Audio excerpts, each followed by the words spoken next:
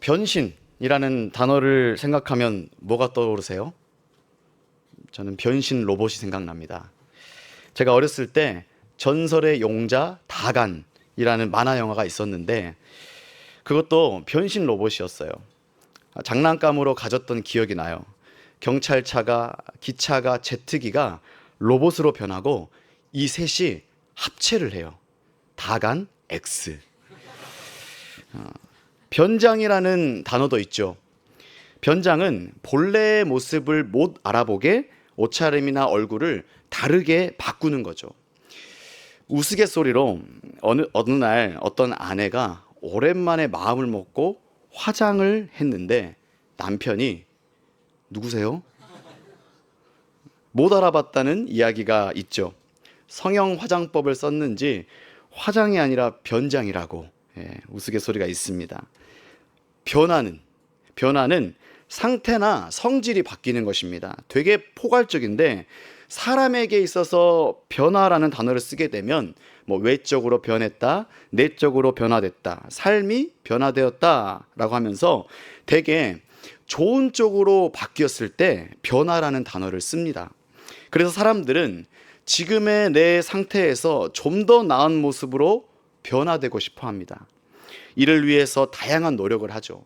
운동을 한다거나 좋은 책을 읽거나 성공한 사람들의 강연을 듣는다거나 또 삶의 루틴이나 환경을 변화시켜서 어떻게든 나를 바꾸려고 합니다. 그렇게 해서 어느 정도는 변화될 수 있습니다.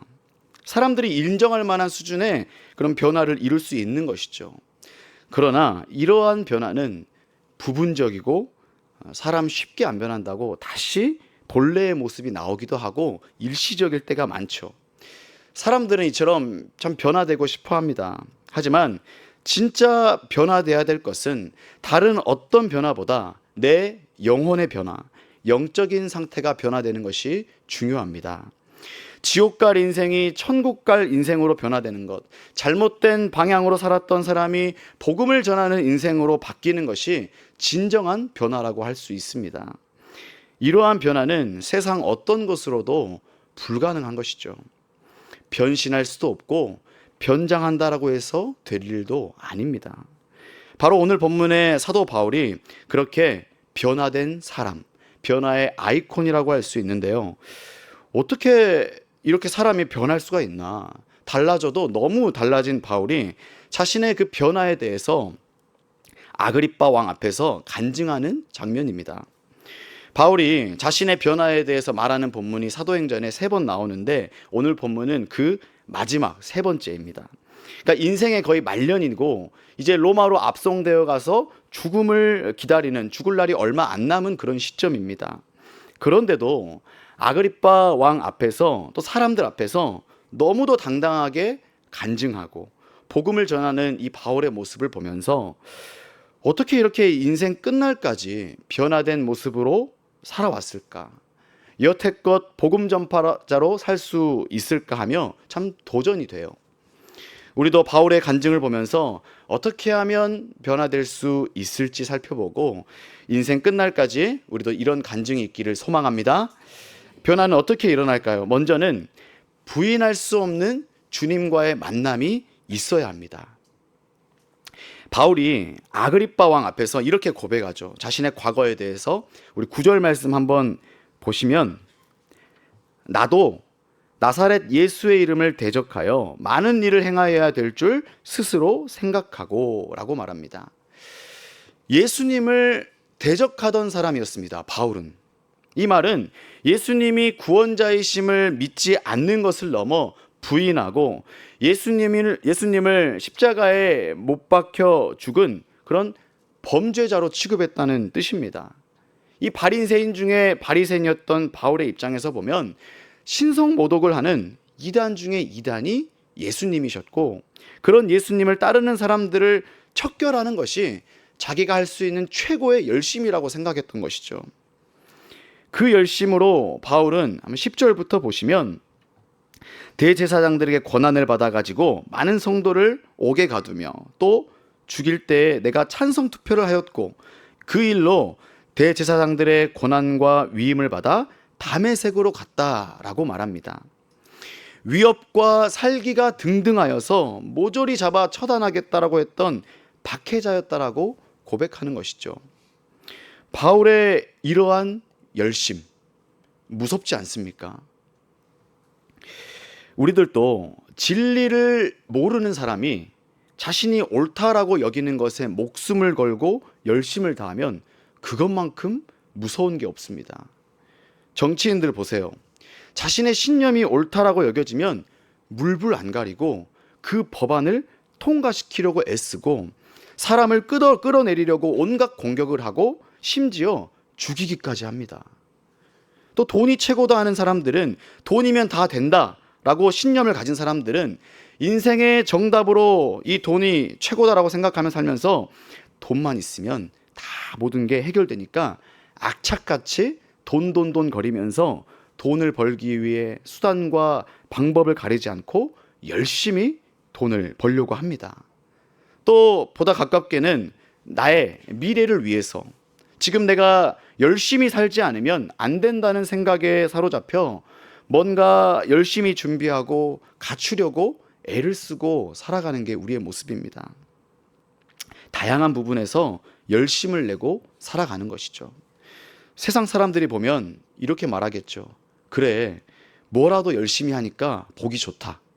잘하고 있다라고 생각할 거예요. 바울도 그랬습니다. 유대인 사회에서는 인정받는 열심꾼이었죠. 그러나 그 열심의 마지막 상태는 지옥입니다. 자신의 영혼 구원과는 전혀 무관한 것이죠. 바울이 목표한 그 다메섹은 구원이 기다리고 있는 곳이 아니었습니다. 우리 인생도 이처럼 잘못된 목적을 가지고 구원도 없는 다메섹을 향해 가는 모습이 있다는 것이죠. 진짜 변화되어야 할 것은 모른 채 세상이 요구하는 변화를 향해 더 열심히 내 목표를 향해 살아가는 모습인 것이죠. 변화의 필요성도 못 느끼고 살아갈 때가 많습니다. 바울이 자신에게 무슨 변화가 필요하다라고 생각했겠습니까? 이대로 열심히 바리새인답게 사는 게 구원의 길이라고 생각했을 거예요. 그런 바울에게 우리 주님이 찾아오십니다. 다시 바울의 간증을 보겠습니다. 우리 13절부터 15절까지 보시면 왕이여 정오가 되어 길에서 보니 하늘로부터 해보다 더 밝은 빛이 나와 내 동행들을 둘러 비추는지라. 우리가 다 땅에 엎드러짐에 내가 소리를 들으니 히브리 말로 이르되 사울아 사울아 내가 어찌하여 나를 박해하느냐. 가시체를 뒷발질하기까지가 내게 고생이니라. 내가 대답하되 주님 누구시니까? 주께서 이르시되 나는 내가 박해하는 예수라. 다메섹 도상, 그 다메섹 가는 그 길에서 바울은 주님을 만났습니다. 해보다 더 밝은 빛, 오늘 본문에 나온 이 빛은 바로 우리 예수님을 뜻합니다. 예수님께서 요한복음 8장 12절 말씀에 이렇게 말씀하셨죠. 예수께서 또 말씀하여 이르시되 나는 세상의 빛이니 나를 따르는 자는 어둠에 다니지 아니하고 생명의 빛을 얻으리라. 또 이 빛은 하나님의 임재의 표시입니다. 그러니까 바울은 확실히 알았던 것이죠.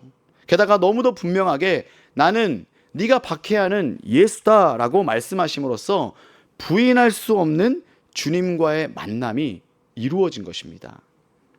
바울은 그때 인생이 변화되었습니다. 예수를 구주로 믿음으로써 지옥행 인생에서 천국행 인생으로 바뀌었고 영적인 상태가 변화된 것이죠. 그렇게 바울은 우리가 아는 바울로서의 인생, 즉 누구보다 열심히 복음을 전하는 자로 변화되었습니다. 이처럼 변화는 우리 주님이 먼저 나를 만나 주셔야 시작되는 줄 믿으시길 바랍니다. 저와 여러분이 지금 이 자리에서 주님을 구주로 고백하고 이 자리에 나와서 구원의 은혜를 찬양하며 예배할 수 있는 것 당연한 것 아닙니다. 다메섹으로 열심히 달려가던 바울처럼 우리도 얼마든지 자기 열심을 가지고 살아가고 그게 옳은 줄 알고 살아가는 인생이었고, 이 길이 지옥으로 가는 길인지도 모른 채 살아가던 영혼이었음을 우리는 인정해야 합니다. 영적인 상태를 내 스스로 전혀 변화시킬 수도 없는 인생에 우리 주님이 찾아오셔서 만나주셨기 때문에 우리가 지금 이 말씀을 깨닫게 된 것인 줄 믿습니다.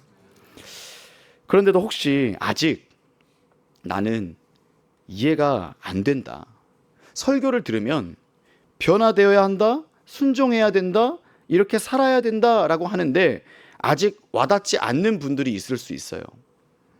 또 복음을 위해 사는 게 뭔지 모르겠다, 나는 이만큼이면 최선인데 나름대로 열심히 하고 있는데 라고 생각하는 분들도 있습니다.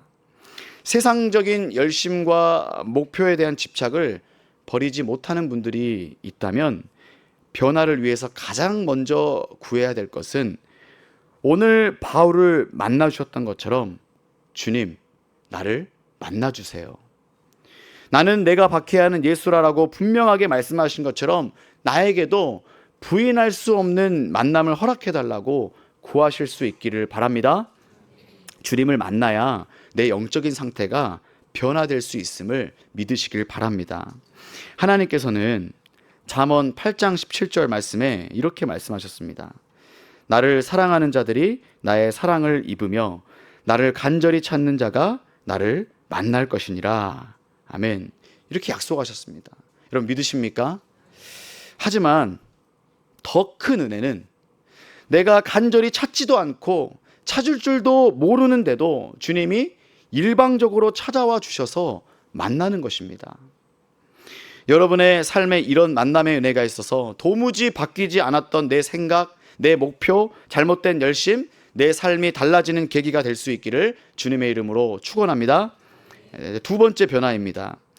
구원의 은혜를 깨달았다면, 주님을 그렇게 만났다면 거기서 끝이 아닙니다. 우리는 계속해서 변화되어야 합니다. 우리가 로마서 수련회 때도 들었지만 그 성화의 과정 속에서 주님이 기뻐하시는 모습으로 변화되어야겠다 하는 새로운 목표가 있어야 돼요. 이러한 변화는 어떻게 일어날까요? 아까 첫 번째는 부인할 수 없는 주님과의 만남이 있어야 했고, 두 번째는 주님 앞에 의지적인 결단이 있어야 합니다. 바울이 주님을 만나고 이 선교 사역을 쭉 해오다가 오늘 본문 이 사도행전 26장에 이르기까지는 시간이 꽤 흘렀습니다. 처음 주님 만나고 나이가 들 때까지 그는 더 열심히 복음을 위해 살았으면 살았지 덜 하진 않았어요.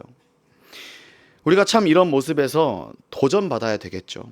나이가 들어서도, 시간이 훌쩍 지나서도 주님을 위해 살고, 이렇게 아그리빠 왕 앞에서 간증하듯 우리도 시간이 지났을 때 더욱 풍성한 간증거리가 많아지기를 소망합니다.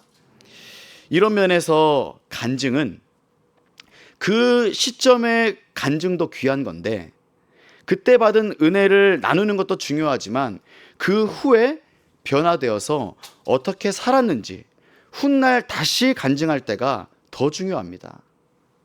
바울은요, 사도행전 9장에 젊은 나이에 주님을 만나고 사도행전 26장에 오기까지 변화의 변화를 거듭하고 살았을 것입니다. 바울이라고 해서 처음부터 완벽하지 않았습니다. 복음을 전하다가 마가 요한 때문에 바나바와 심히 다투어 갈라섰다라고 했어요. 성품이 덜 변했죠. 또 로마서 7장 19절 이하에 고백하듯이 내가 원하는 바 선은 행하지 아니하고 도리어 원하지 아니하는 바 악을 행하는도다. 만일 내가 원하지 아니하는 그것을 하면 이를 행하는 자는 내가 아니요 내 속에 거하는 죄니라. 내 속사람으로는 하나님의 법을 즐거워하되 내 지체 속에서 한 다른 법이 내 마음의 법과 싸워 내 지체 속에 있는 죄의 법으로 나를 사로잡는 것을 보는도다. 오호라, 나는 곤고한 사람이로다. 이 사망의 몸에서 누가 나를 건져내랴. 오호라, 나는 곤고한 사람이로다. 이 사망의 몸에서 누가 나를 건져내랴. 이렇게 말했던 것을 보면 이 말을 이 26장 전에 했던 말인데 여전히 연약한 모습, 그 죄의 본성이 그를 괴롭게 하는 것을 알 수 있죠. 우리도 역시 이 죄의 본성이 변화되려는 우리의 발목을 막 잡을 때가 있지 않습니까? 그래서 우리에게 필요한 것이 의지적인 결단입니다. 바울도 그렇고 우리도 그렇고 사람은요, 하나님께서 주신 그 자유의지를 결단하는 데 써야 돼요. 하나님의 선하신 뜻대로 변화되려면 의지를 가지고 결단해야 되는 줄 믿으시길 바랍니다. 바울은 사도행전 26장에 오기까지 변화를 위해 부단히 결단하고 노력해 왔습니다. 그것을 고린도전서 9장에 보면요, 운동선수로 비유를 하잖아요. 운동선수는 경기의 승리를 위해서 절제를 결단합니다. 한때 제가 나 혼자 산다를 매우 재밌게 봤었는데요. 카타르 월드컵 포르투갈전 역전골을 넣었던 누구죠? 황희찬 선수 편이 나왔어요. 프리미어 리거죠. 대단한 축구 선수죠. 근데 그 선수가 그 프로그램에 나와서 이제 자기의 삶을 보여주는데 몸 관리를 위해서 식사하는 것을 보니까 장어를 먹는데 아무런 간을 하지 않아요. 소금 간도 안 하고 소스도 안 찍어 먹고 그냥 먹는 거예요. 그러면 절제하는 거죠. 자신의 몸을 위해서. 이거 대단한 결단이 필요합니다. 여러분, 맨밥만 먹으라면 먹으실 수 있습니까? 국도 필요하고 김치도 필요하죠. 또 손흥민 선수도 경기에서 좋은 컨디션을 위해서 손흥민 선수는 일찍 잔다라고 해요. 하고 싶은 게 여러분 밤에 얼마나 많겠어요. 하지만 절제하기로 결단한 것입니다. 바울도 이 복음 전파 사역을 위해서, 복음을 위해 살기 위해서 이러한 결단을 거듭해 왔는데 그 표현을 고린도전서 9장 27절 말씀에 이렇게 말하고 있습니다. 내가 내 몸을 쳐 복종하게 함은 내가 남에게 전파한 후에 자신이 도리어 버림을 당할까 두려워함이로다. 내가 내 몸을 쳐 복종하게 했다라고 말하고 있죠. 끊임없이 그러니까 결단하고 자신의 본성을 굴복시키고 그 육체의 행실을 죽여가며 훈련해 왔기 때문에 지금의 이 바울이 있을 수 있었다는 거예요. 우리에게도 이러한 결단이 늘 있어야 변화될 수 있습니다. 내 몸을, 내 육신의 행실을, 내 정욕을 쳐서 복종시키면서 게으름을 이겨내고 밤문화를 절제하면서 은혜의 자리에 나가고 좋은 컨디션으로 주일을 맞이해야겠다라는 의지적인 결단이 있어야 되는 것이죠. 더 거룩하게 변화되고 싶다면 의지적인 결단이 계속되어야 하는 것입니다. 우리 신앙은요, 먼저는 하나님이 주신 은혜, 전적인 은혜, 그리고 우리의 의지적인 결단으로 오늘에 이른 것인 줄 믿으시길 바랍니다. 여러분들도 한번 돌아보세요. 한 걸음 한 걸음 결단하고 또 결단해서 여기까지 오시지 않았습니까? 예를 들어서 주일 예배조차 띄엄띄엄 나오시던 분이 은혜 받고 주일 성수를 결단하게 돼요. 저녁 예배까지 드리려고 해요. 그러면 처음에는 쉽지 않죠. 내 지체 속에 있는 죄의 법, 바울이 말했던 이 내 지체 속에 있는 죄의 법이 막 나를 끌어당기죠. 예배에 못 가도록. 월요일부터 열심히 살려면 그 시간에 쉬어야지. 여러분, 이 저녁 시간에 좀 쉬어야 되지 않겠어요? 이런 속삭임. 예배 주일날 한 번만 드리면 되지 뭘 두 번씩이나 드리냐. 그러다가 이제 이 주일 예배를 정착해요. 그런 다음에 내가 공예배를 지켜야겠다라고 하면서 수요 예배도 결단을 해요. 그러면 또 어때요? 회식해야지 뭔 주중에까지 교회를 가냐고, 취미 활동도 해야 되고 자기 관리해야 될 거 아니냐고 여러 가지 공격이 들어오죠. 금요 기도회가 있습니다. 불금, 이 주말 앞두고 황금 같은 시간이죠. 그때 내적 갈등이 심화됩니다. 그때 좀 사람들 좀 만나고 인간관계 좀 관리해야 되는데 막 다 끊길 것 같고, 금요 기도에 가면. 그러다가 또 결단을 해보는 거예요. 내 육신의 정욕, 내 육신의 그 생각을 쳐서 복종시키는 그 결단을 하는 것이죠. 해온 것이죠. 또 여러 가지 죄의 문제도 마찬가지입니다. 변화를 위해서 결단하는 것입니다. 내가 올해는 욕을 끊어야겠다. 웃는 분들 욕을 끊어야겠다. 내가 언어 습관을 변화시켜야겠다라고 결단하는 것이죠. 또 내가 하나님의 은혜를 깨달았으니 이제는 헌금을 좀 해야겠다라는 결단을 하신 분들도 있으실 거예요. 또 내가 이번 수련회를 통해 은혜 받았으니까 술, 담배를 끊어야겠다라고 결단하는 것이죠. 수많은 결단을 하고 또 함으로써 우리가 변화된다는 것을 여러분 믿으시길 바랍니다. 여기 서 있는 저도 돌아보면 군 전역 후에 청년 시절에 주님이 저를 만나주시는 그런 놀라운 은혜를 경험했어요. 예수님의 십자가의 은혜가 깨달아지면서 구원의 확신을 갖게 되었거든요. 그리고 나서 그걸로 끝일까요? 아니죠. 이제 하나님이 기뻐하시는 삶을 살아야겠다라고 다짐을 하면서 하나씩 하나씩 변화되고 싶어서 결단을 했습니다. 사람이 하루아침에 변화되지는 않아요. 옛 습성을 가지고 산 세월이 더 길잖아요. 그래서 저도 처음에는 주일 예배 온전히 지키기부터 결단을 했고, 그때는 이제 청년 시절에 토요일에 청년부 기도회가 있었어요. 가야겠다라고 결단을 했죠. 그 다음에는 내가 이 기도회를 한 번도 안 빠지리라 하고 딱 명절 때 2번 빼고 50주를 간 적도 있었습니다. 자연스럽게 그러한 결단들이 쌓이니까 변화되는 게 느껴지더라고요. 그러다가 금요일에는 찬양 집회가 있었는데 그것은 결단하기가 쉽지 않더라고요. 초중고 캠프 때도 나눴는데 정말 쉽지 않았어요. 왜냐하면 그때 제가 타지에서 대학을 다녔는데 금요일에는 좀 집에 와서 쉬고 싶기도 하고 인간 관리해야 되잖아요. 친구들 만나고 싶고 그러는데 그때 저를 담당했던 청년부 리더께서 나오라고 권면을 하는 거예요. 그래서 그때 그거는 내가 못 가겠다고, 내가 토요일 기도회도 가지 않냐고, 기도회까지 가지 않냐고, 그것은 내가 양보 못 하겠다라고 내가 친구 다 잃어버리게 생겼다고 좀 실랑이를 벌이다가 싸웠어요. 그분이 엄청 화를 내시더라고요. 나중에 결국 그 시간도 결단을 했어요. 그리고 금요 모임을 갔네요. 근데 점점점 하나님과 가까워지는 시간이 많아지고 어떤 죄의 권세에서 멀어지면서 이 결단을 통해서 얻어지는 유익이 그냥 쉬고 노는 것보다 더 커지는 거예요. 하나님의 뜻을 더 알게 되고 하나님의 사랑을 경험하게 되고, 그래서 내가 그 리더에게 사과해야겠다 싶어서 미안하다라고 말했어요. 고마운 분이잖아요. 저를 이 은혜를 알도록 인도해 주신 분이니까. 근데 과거에 몰랐죠. 변화되니까 안 거죠.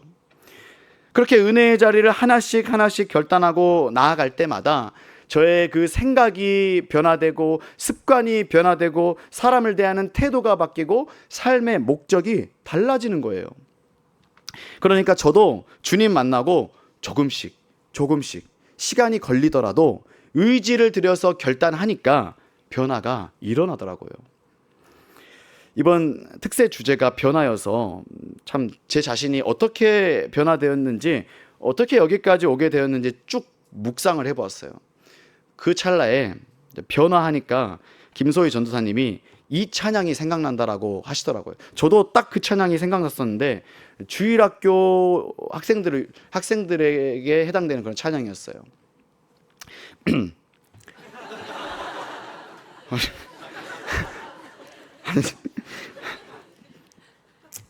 He's changing me, 사랑의 주님 아니에요.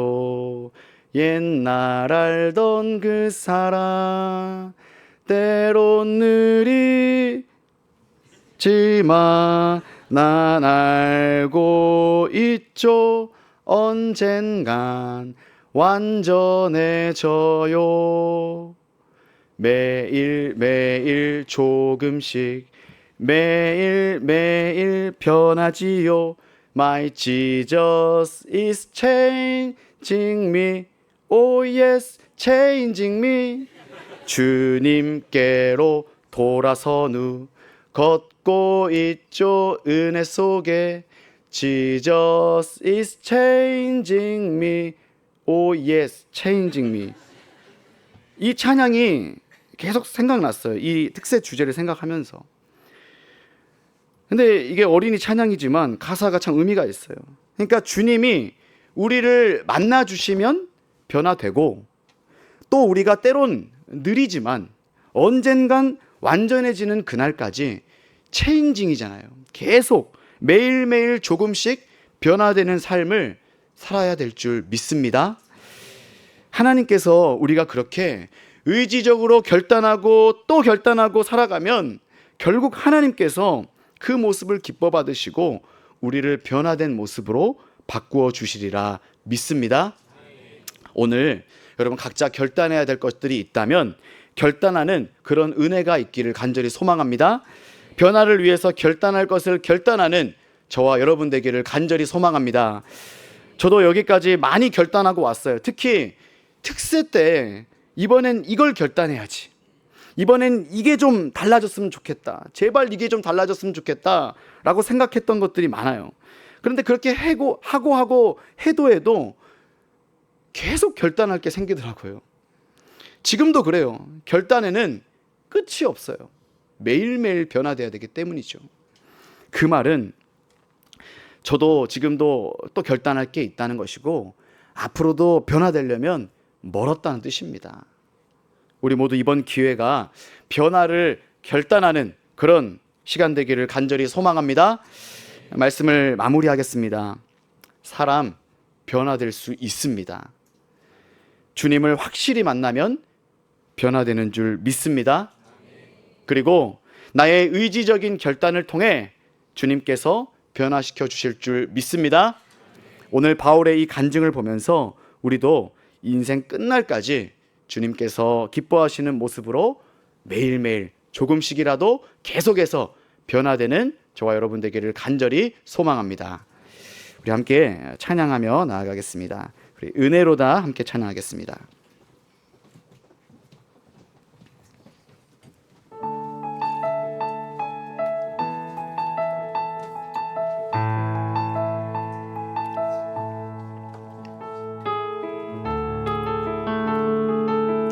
주님의 은혜가 우리의 삶을 새롭게 할 줄 믿습니다. 시작됐네. 시작됐네. 우리 주님의 능력이 나의 삶을 다스리고 새롭게 하네. 자유하네. 자유하네. 죄와 사망으로부터 나의 삶은 변하구나. 충만하네. 우리 다시 처음부터 고백하겠습니다. 시작됐네. 우리 주님의 능력이 나의 삶을 다스리고 새롭게 하네. 자유하네. 죄와 사망으로부터 나의 삶은 변하구나. 충만하네. 은혜로다. 주의 은혜. 은혜로다. 주의 은혜 한량없는 주의 은혜 은혜로다. 주의 은혜 변함없는 신실하신 주의 은혜. 다시 처음부터 찬양하겠습니다. 시작됐네. 우리 주님의 능력이 나의 삶을 다스리고 새롭게 하십니다. 자유하네, 자유하네. 죄와 사망으로부터 나의 삶은 변하구나. 충만한 은혜로다, 은혜로다. 주의 은혜, 주의 은혜. 한량없는, 한량없는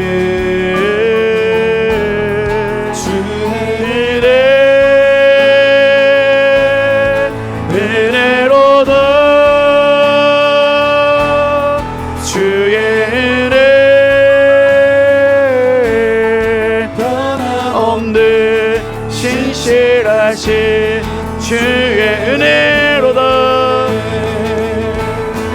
은혜로다. 주의 은혜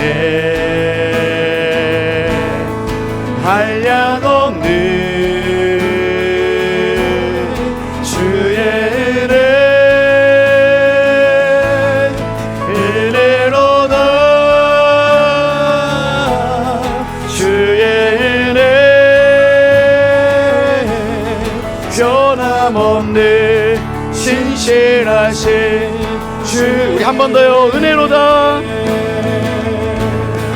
은혜로다. 주의 은혜 한량없는 주의 은혜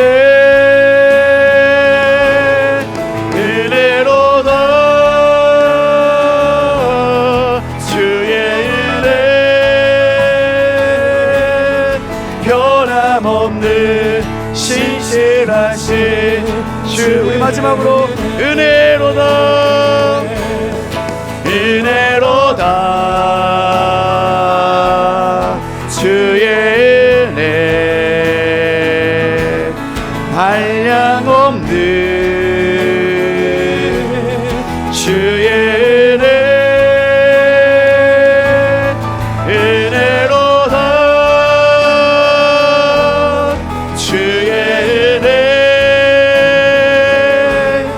변함없는 신실하신 주의 은혜